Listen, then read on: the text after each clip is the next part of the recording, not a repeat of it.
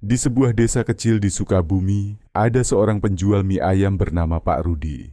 Warung mie ayamnya selalu ramai, bahkan lebih ramai daripada warung-warung lain di sekitarnya.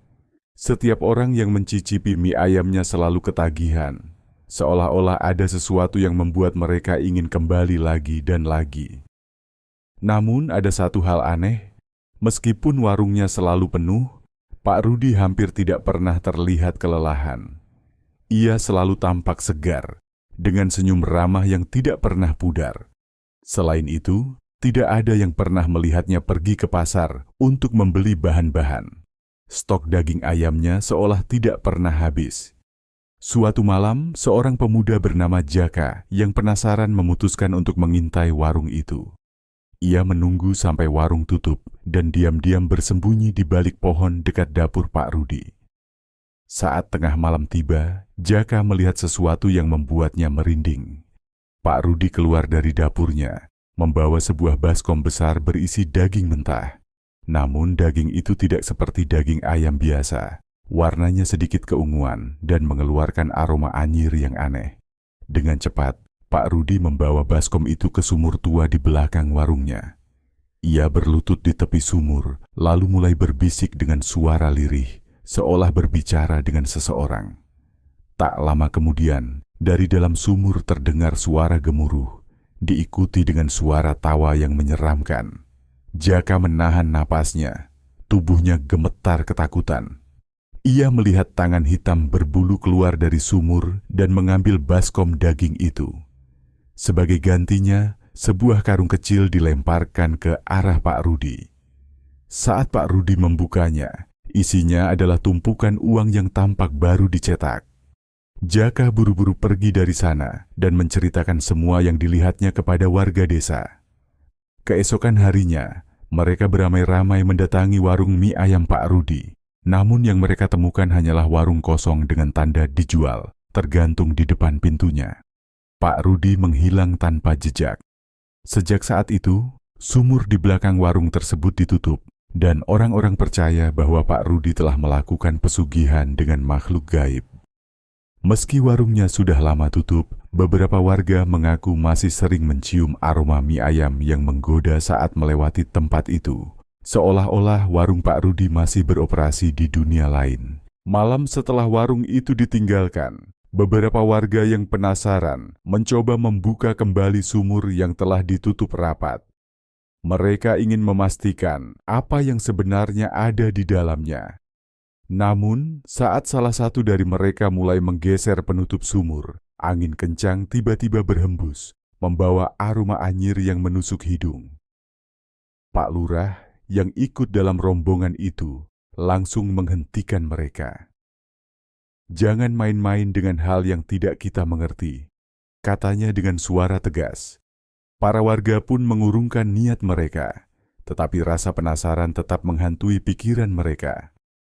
Di malam-malam berikutnya, beberapa orang yang lewat dekat bekas warung Pak Rudi mengaku mendengar suara-suara aneh. Ada yang mendengar suara gemerincing mangkuk. Ada pula yang bersumpah mendengar suara Pak Rudi menawarkan mie ayam dengan nada serak. Jaka, yang pertama kali melihat kejadian aneh di sumur itu, merasa tidak tenang. Mimpi buruk terus menghantuinya setiap malam. Dalam mimpinya, ia melihat Pak Rudi berdiri di depan warungnya, tersenyum lebar sambil mengaduk-aduk mangkuk mie ayam yang isinya bukan daging ayam biasa. Suatu malam, Jaka memutuskan untuk kembali ke warung itu. Dengan senter di tangan, ia menyelinap masuk. Warung itu sudah dipenuhi debu dan sarang laba-laba. Namun ada satu hal yang membuatnya merinding. Dapur warung itu tampak bersih, seolah-olah baru saja digunakan. Tiba-tiba, terdengar suara langkah kaki di belakangnya. Jaka menoleh dengan jantung berdegup kencang. Ia melihat bayangan seseorang berdiri di dekat sumur, sosok yang sangat dikenalnya. Pak Rudi. Ia tersenyum, tetapi matanya kosong dan gelap. "Kamu datang untuk makan mie ayam, Jaka?" Suaranya terdengar berat dan bergaung. Jaka ingin berteriak, ingin lari, tetapi tubuhnya membeku di tempat. Sesuatu dari dalam sumur mulai merayap keluar, mengeluarkan suara berdecit seperti gesekan tulang. Lalu, dalam sekejap, semuanya menjadi gelap. Pagi harinya, warga desa gempar. Jaka tidak pulang ke rumahnya. Ibunya yang cemas meminta bantuan para tetangga untuk mencarinya. Beberapa pemuda desa memberanikan diri pergi ke bekas warung mie ayam Pak Rudi, tempat terakhir yang diduga dikunjungi Jaka. Saat mereka tiba di sana, suasana terasa aneh. Udara di sekitar warung lebih dingin dari biasanya, dan aroma mie ayam yang samar masih tercium. Mereka memanggil-manggil nama Jaka, tapi tak ada jawaban. Salah satu pemuda, Rian, memberanikan diri masuk ke dalam warung. Ia menyorotkan senter ke setiap sudut ruangan yang berdebu. Namun, saat cahaya senternya menyapu dapur, ia terkejut. Mangkuk-mangkuk mie ayam tertata rapi di atas meja, seolah-olah baru saja disiapkan untuk pelanggan. Yang lebih mengerikan, ada satu mangkuk dengan sumpit yang masih menancap di dalamnya, seolah seseorang baru saja makan lalu pergi begitu saja. Ketika Rian mendekat untuk melihat lebih jelas, terdengar suara pelan dari arah sumur di belakang warung. Slurp, slurp, enak kan Jaka? Seketika, semua bulu kuduknya berdiri. Rian menoleh ke arah sumur dengan napas memburu. Suara itu terdengar seperti suara Pak Rudi, tetapi lebih dalam dan serak. Warga lain yang menunggu di luar melihat Rian tiba-tiba terdiam, seperti terpaku di tempat. Mereka berlari mendekatinya dan menepuk bahunya. Rian tersentak, wajahnya pucat pasi. "Kita harus pergi dari sini," katanya dengan suara gemetar. Namun sebelum mereka bisa melangkah, sesuatu terjadi. Dari dalam sumur, muncul suara gemericik air yang semakin lama semakin keras. Lalu, sesuatu merangkak naik. Sepasang tangan hitam berlendir mencengkeram bibir sumur. Dan saat kepala sosok itu mulai muncul, semua orang berteriak. Sebab yang keluar bukan hanya sosok itu. Ada sesuatu yang lain. Dan mereka semua mengenal wajahnya. Wajah itu adalah wajah Jaka, namun ada yang aneh. Kulitnya pucat kebiruan, matanya kosong tanpa bola mata, dan mulutnya tersenyum lebar dengan gigi yang lebih tajam dari biasanya. Cairan hitam pekat menetes dari sudut bibirnya. Tubuhnya yang setengah keluar dari sumur tampak kurus kering, seperti habis dihisap sesuatu yang mengerikan. Rian dan warga yang ada di sana terpaku. Tubuh mereka terasa kaku seperti dihantam hawa dingin yang datang entah dari mana. Lalu Jaka, atau sesuatu yang menyerupai Jaka, berbicara. "Mie ayamnya enak sekali. Aku kenyang, tapi masih ingin lagi. Kalian mau coba?" Suaranya berlapis, seolah-olah ada dua orang yang berbicara bersamaan. Suara Jaka dan suara lain yang lebih dalam, lebih serak, lebih bukan manusia. Tiba-tiba, tangan hitam yang berlendir itu merangkak lebih tinggi dari dalam sumur, mencengkeram tubuh Jaka dan menariknya kembali ke bawah. Ia tidak melawan. Ia hanya tersenyum, seolah-olah ingin menyeret mereka semua ikut bersamanya. Warga berteriak dan berlarian menjauh dari sumur. Beberapa orang jatuh tersungkur dalam ketakutan. Rian menarik salah satu temannya yang hampir pingsan, berusaha membawanya keluar dari area warung secepat mungkin. Namun sebelum mereka benar-benar pergi, suara lain terdengar dari dalam sumur. Kali ini bukan suara Pak Rudi atau Jaka. Suara itu lebih banyak, lebih ramai, seperti puluhan, bahkan ratusan orang yang berbicara dalam satu waktu. "Jangan pergi. Masih banyak yang belum makan." Tiba-tiba, aroma mie ayam yang menggoda tercium begitu kuat, jauh lebih kuat daripada sebelumnya. Bau itu memenuhi udara, membuat kepala mereka pusing dan perut mereka melilit, seolah-olah mereka benar-benar lapar, meski baru saja makan sebelum datang ke tempat itu. Beberapa dari mereka mulai terhuyung-huyung, pandangan mereka mengabur, dan di dalam kabut aroma mie ayam yang semakin pekat, sosok-sosok mulai bermunculan di sekitar warung. Mereka mengenakan pakaian lusuh, wajahnya pucat seperti mayat, dan bola mata mereka hitam legam. Dan yang paling mengerikan, mereka semua tersenyum. seperti pelanggan setia yang telah lama menunggu waktu makan mereka tiba. Rian mencoba menggoyangkan kepalanya, berusaha melawan pusing yang tiba-tiba menyerangnya. Matanya berair akibat aroma mie ayam yang semakin menusuk, tetapi ia tahu betul, ini bukan aroma makanan biasa. Ini aroma yang berasal dari sesuatu yang tidak seharusnya ada di dunia ini. Sosok-sosok yang berdiri di sekitar warung semakin banyak. Beberapa dari mereka mulai melangkah maju dengan gerakan kaku. Tubuh mereka bergoyang seperti boneka yang digerakkan oleh tali tak terlihat. Salah satu dari mereka, seorang wanita tua dengan mulut yang sobek hingga ke pipinya, mencondongkan tubuhnya ke arah Rian. Dengan suara serak, ia berbisik, "Kamu lapar, nak? Ayo, makan bersama kami." Tangan keriputnya yang dingin meraih lengan Rian. Cengkeramannya terasa seperti es yang menembus kulit. Rian menjerit dan menepis tangan itu, lalu mundur dengan napas tersengal. Warga lain yang bersamanya mulai kehilangan kesadaran satu persatu. Mata mereka menerawang, tubuh mereka bergetar, seolah-olah ada sesuatu yang mengendalikan mereka. Dari dalam warung, terdengar suara mangkuk yang beradu dengan meja, seperti seseorang sedang menyiapkan hidangan. Lalu, suara langkah kaki mulai mendekat. Pak Rudi keluar dari bayangan dapur. Tapi kali ini, ia bukan lagi pria ramah yang mereka kenal. Wajahnya lebih pucat dari mayat, matanya kosong tanpa kelopak, dan bibirnya hitam membusuk. Tangannya masih memegang sebuah mangkuk mie ayam yang mengepul.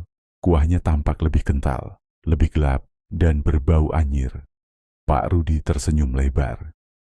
"Makanlah, kalian semua adalah tamu istimewa kami." Tiba-tiba, tubuh Jaka yang tadi ditarik ke dalam sumur muncul kembali. Tapi kali ini, ia bukan lagi manusia. Kulitnya mengelupas, dagingnya tampak mulai membusuk, dan di tangannya, ia juga memegang mangkuk mie ayam yang sama. Ia menoleh ke arah Rian dan berkata dengan suara yang bercampur dengan suara makhluk lain, "Ayo Rian, aku sudah makan. Sekarang giliranmu." Tiba-tiba, kepala Rian terasa berat, perutnya melilit lebih keras, dan aroma mie ayam itu semakin menusuk. Di sekelilingnya, warga yang tadi bersama dengannya mulai mengambil mangkuk yang disediakan di meja. Dengan gerakan kosong, mereka mulai menyuapkan mie ke mulut mereka. Dan senyum mengerikan perlahan muncul di wajah mereka. Rian ingin berlari, tapi saat ia berbalik ada sesuatu yang mencegahnya. Dari dalam sumur, puluhan tangan hitam berlendir telah menjulur, siap menyeretnya masuk. Rian mencoba mundur, tapi tubuhnya terasa berat. Seperti ada sesuatu yang mencengkeram pikirannya, membisikkan kata-kata asing yang tidak ia mengerti. Tangannya bergetar saat melihat warga desa yang tadi bersamanya, kini duduk di kursi-kursi warung dengan tatapan kosong, menikmati mie ayam yang mereka santap dengan lahap. Dari dalam sumur, suara tawa kecil terdengar, seperti suara anak-anak yang sedang bermain, tapi bercampur dengan suara sesuatu yang lebih dalam, lebih jahat. Pak Rudi melangkah mendekat, mangkuk mie ayamnya masih mengepul di tangan. Senyum lebarnya semakin menyeramkan. "Rian, kau harus makan. Kalau tidak, mereka akan lapar kembali." Rian menoleh ke warga yang sudah memakan mie ayam itu. Mata mereka perlahan menghitam. Tubuh mereka mulai menggeliat seperti sedang mengalami kejang-kejang ringan. Dari sudut bibir mereka, kuah mie yang pekat dan hitam menetes, bercampur dengan sesuatu yang terlihat seperti serpihan daging. Yang bukan daging ayam. Ia merasakan cengkeraman dingin di pergelangan kakinya. Ketika ia menunduk, ia melihat tangan-tangan berlendir dari sumur mulai menariknya dengan lembut, seolah membujuknya untuk ikut masuk. Di sisi lain Jaka, atau sesuatu yang menyerupai Jaka, tersenyum padanya. "Jangan takut Rian, aku juga dulu ragu, tapi setelah makan, aku merasa lebih baik, lebih kuat, lebih lapar." Perut Rian melilit, kepalanya semakin pening. Ia bisa merasakan aroma mie ayam itu merasuki pikirannya, menggoda setiap sarafnya untuk mencicipi satu suapan saja. Lalu, ia melihat sesuatu yang membuat darahnya membeku. Bayangan dirinya sendiri tercermin di jendela warung. Namun, yang ia lihat bukanlah dirinya. Wajahnya tampak lebih pucat, matanya hampir sepenuhnya hitam, dan bibirnya tersenyum seperti Pak Rudi dan Jaka. Di tangannya sudah ada mangkuk mie ayam yang entah sejak kapan ia pegang. Dan sumpit di tangannya mulai bergerak sendiri, membawa mie ayam itu mendekat ke mulutnya. Rian mencoba menghentikan tangannya, tapi seolah bukan lagi miliknya. Sumpit itu bergerak perlahan, mengangkat gulungan mie yang meneteskan kuah hitam pekat. Bau anyirnya semakin kuat, menusuk ke dalam kepalanya seperti bisikan halus yang menyuruhnya untuk makan. Di sekelilingnya, warga yang sudah lebih dulu makan mulai berubah. Kulit mereka perlahan mengendur, mata mereka semakin gelap, dan senyum lebar di wajah mereka tampak tidak wajar, seolah mulut mereka terlalu lebar untuk kepala manusia. Jaka, yang kini lebih mirip makhluk lain daripada manusia, mencondongkan tubuhnya ke arah Rian. Kau harus makan, Rian. Kalau tidak, mereka akan semakin lapar. Kau tidak ingin mereka kelaparan, kan? Sumpit itu semakin mendekat. Rian berusaha menolak, tubuhnya bergetar.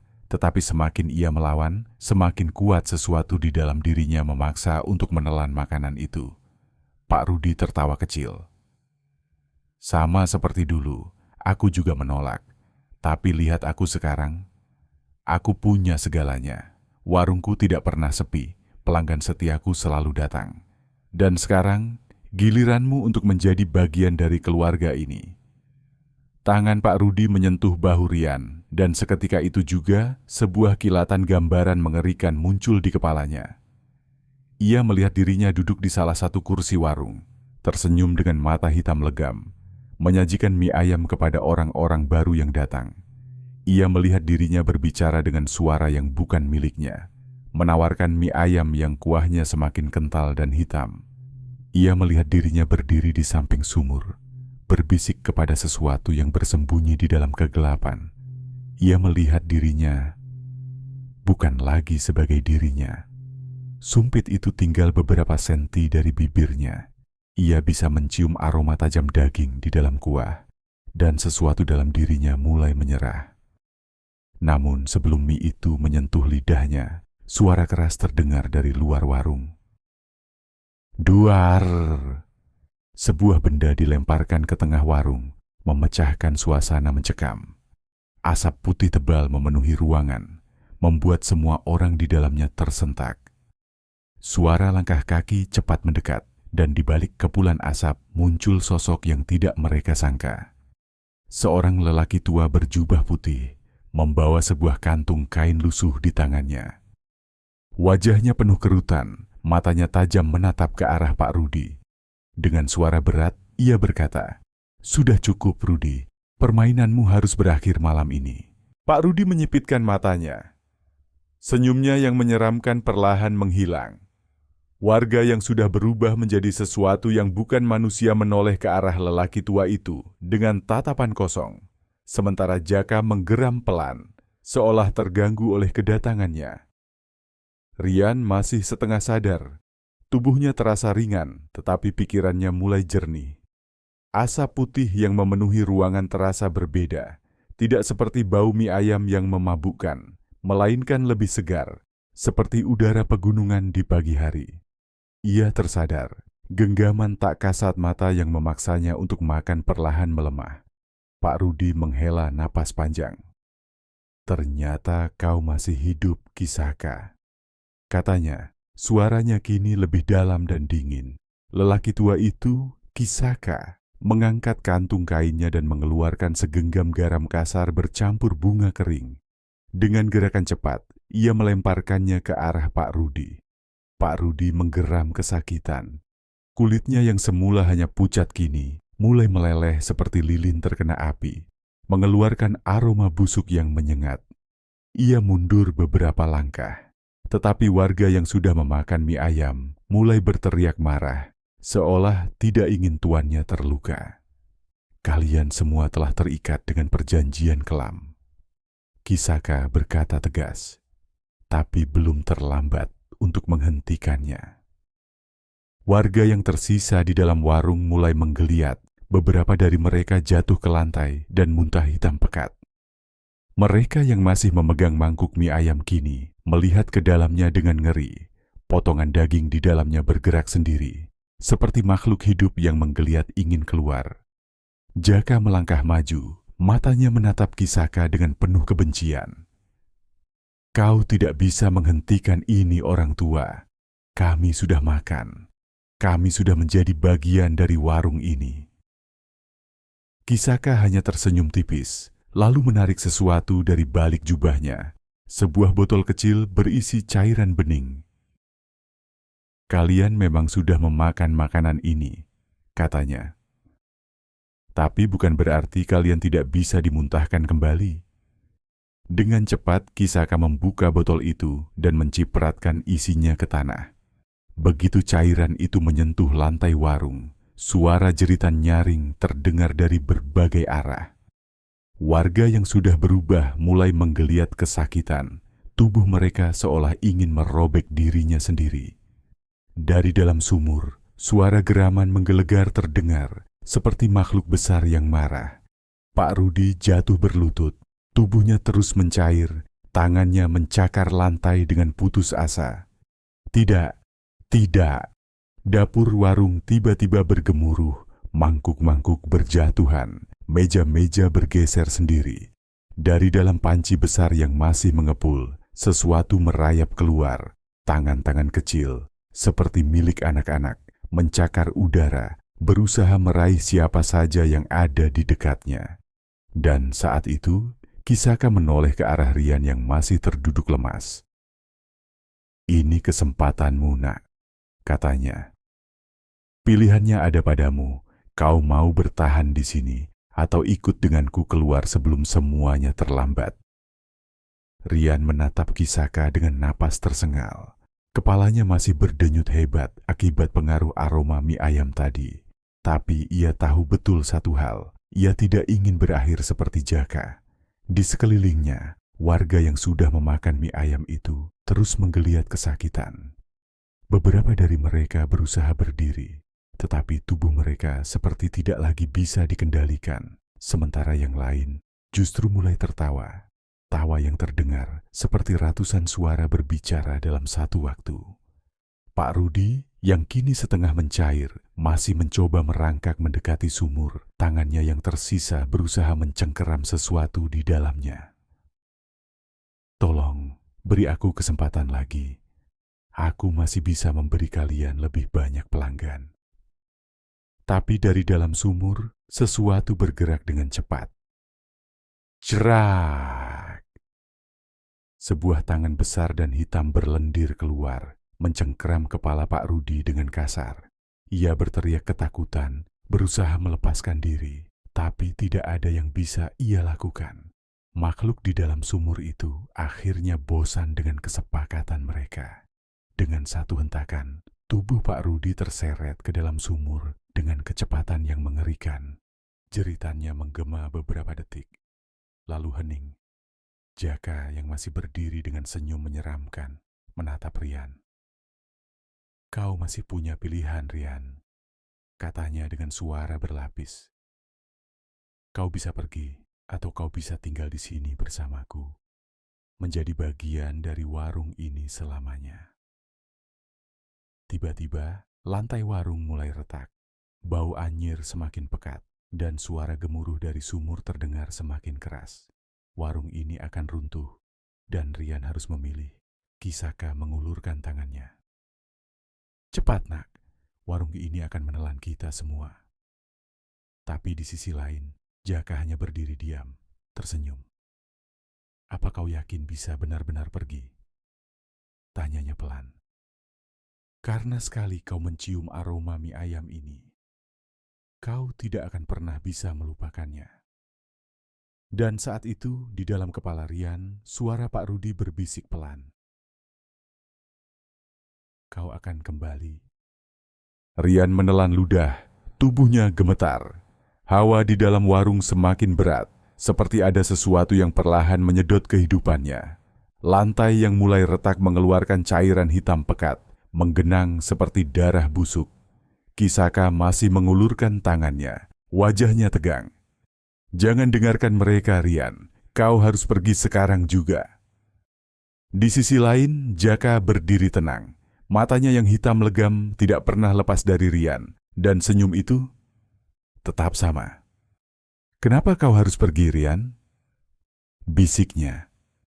"Apa kau yakin mereka akan menerimamu kembali di luar sana? Kau sudah mencium aromanya, sudah merasakan panggilannya. Kau tahu kau tidak akan bisa menghindarinya." Rian memejamkan mata. Kata-kata Jaka terasa menusuk, tetapi ia tidak ingin mempercayainya. Tidak, ia masih manusia. Ia belum menjadi bagian dari warung ini. Tapi lalu, sebuah suara kecil terdengar di kepalanya. Suara perutnya sendiri, yang keroncongan. Ia membuka mata, ngeri dengan apa yang baru saja ia sadari. Ia benar-benar lapar. Bukan lapar biasa, tubuhnya terasa kosong, seolah-olah semua makanan yang pernah ia makan sebelumnya tidak pernah cukup.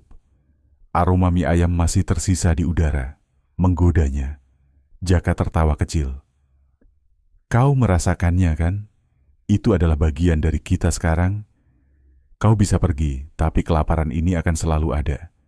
Dan cepat atau lambat kau akan kembali." Lantai warung semakin runtuh. Dari dalam sumur, makhluk hitam raksasa mulai merayap keluar. Tubuhnya dipenuhi tangan-tangan kecil yang mencakar-cakar udara. Suara jeritan dari warga yang masih bertahan semakin mengerikan. Mereka tidak lagi tampak seperti manusia, melainkan sesuatu yang lain. Kisaka menggertakkan giginya. Tanpa peringatan, ia menarik lengan Rian dengan paksa. "Jangan dengarkan mereka," teriaknya. Dan saat itu, sesuatu dari dalam warung menghantam mereka dengan keras. Hawa panas yang bercampur dengan bau busuk menyelimuti tubuh mereka, melemparkan mereka keluar dari bangunan yang mulai runtuh. Tubuh Rian terhempas ke tanah, rasa pusing langsung menyerangnya. Dengan pandangan kabur, ia melihat warung itu perlahan tenggelam ke dalam tanah, seperti ditelan oleh sesuatu yang lebih besar dari sekadar sumur.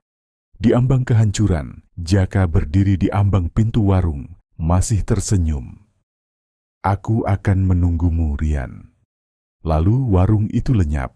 Hanya tersisa tanah kosong yang basah dan aroma mie ayam yang masih mengendap di udara. Rian terengah-engah. Tubuhnya dingin, tetapi di dalam perutnya, kelaparan itu masih ada. Dan di kejauhan, dalam keheningan malam, ia masih bisa mencium bau mie ayam. Penutup. Rian berdiri membeku di tempatnya. Tubuhnya bergetar, bukan karena dingin, tapi karena sesuatu yang lebih dalam. Sesuatu yang telah tumbuh di dalam dirinya sejak malam itu. Aroma mie ayam semakin kuat, menusuk hingga ke pikirannya. Tangannya mengepal, berkeringat. Ia tahu, jika ia melangkah maju, tidak akan ada jalan kembali. Tapi rasa laparnya. Jaka masih tersenyum sumpit di tangannya mengangkat gulungan mie yang mengepul. "Duduklah, Rian, kau pasti lapar." Dan tanpa sadar, satu langkah kecil membawa Rian lebih dekat ke warung itu. Gelapnya malam menyelimuti, hanya menyisakan aroma yang menggoda, dan seseorang yang akhirnya menyerah pada kelaparan yang tak pernah bisa hilang. Jika kalian suka cerita ini, jangan lupa like, komen, dan subscribe untuk cerita-cerita horor lainnya. Bagikan cerita ini ke teman-teman kalian dan tuliskan di kolom komentar. Berani makan di warung mie ayam tengah malam. Hati-hati jika kalian mencium aroma mie ayam di tempat yang seharusnya kosong, karena bisa saja warung itu sedang menunggumu.